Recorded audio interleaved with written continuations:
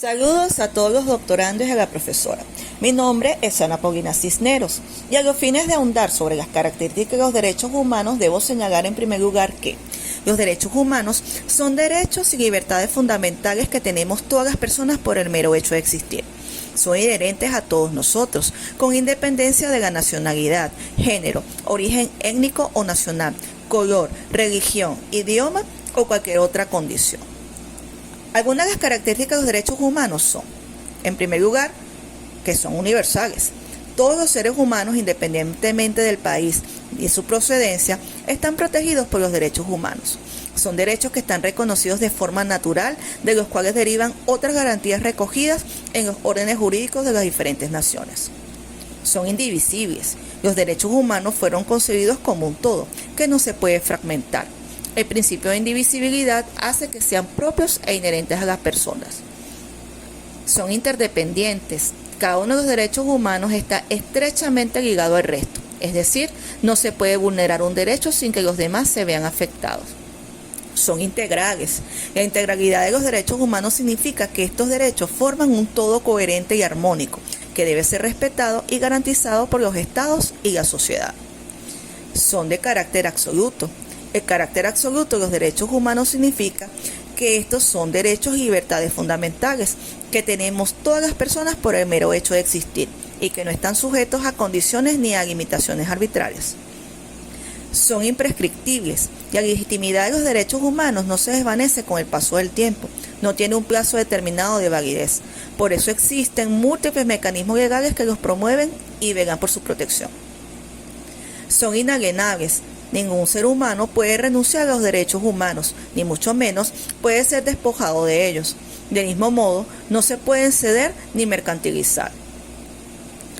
Son interogables. Los derechos humanos representan una necesidad básica para todos los seres humanos y como tal no se pueden anular. Son progresivos. Su carácter progresivo hace referencia a que los derechos humanos no se han alcanzado en todos los lugares al mismo tiempo. Podría definirse como un proceso en el que los estados trabajan para que todas las personas podamos disfrutar de una vida digna, en libertad e igualdad.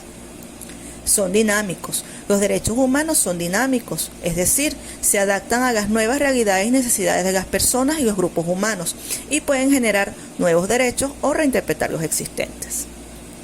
Como fundamentación jurídica sobre los derechos humanos tenemos en primer lugar la Declaración Universal de los Derechos Humanos, que es considerada el fundamento de las normas internacionales sobre los derechos humanos.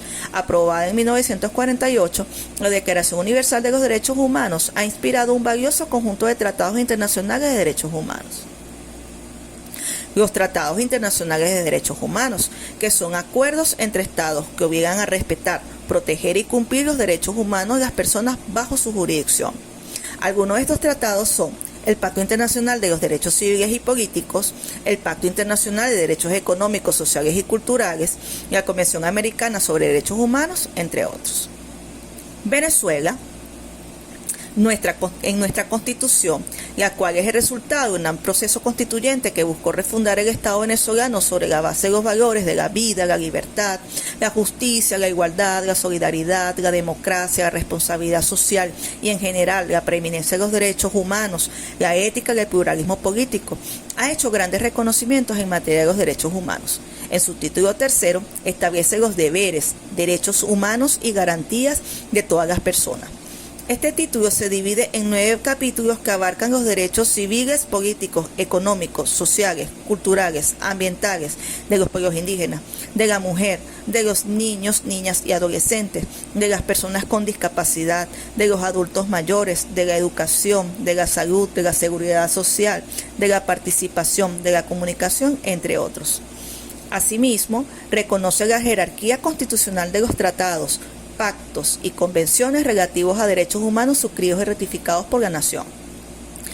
También incorpora nuevos derechos humanos que no estaban contemplados en la Constitución de 1961, como por ejemplo el derecho a la identidad, el derecho al agua, a la alimentación, a la vivienda, a la cultura, el derecho a la consulta previa a los pueblos indígenas, a la paridad de género, a la diversidad sexual, al derecho de objeción de conciencia, el derecho a información oportuna, veraz e imparcial, entre otros.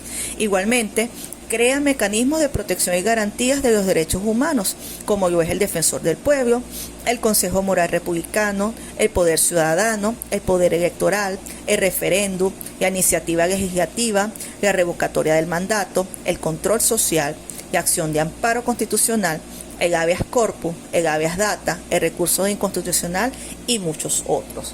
Gracias por su atención.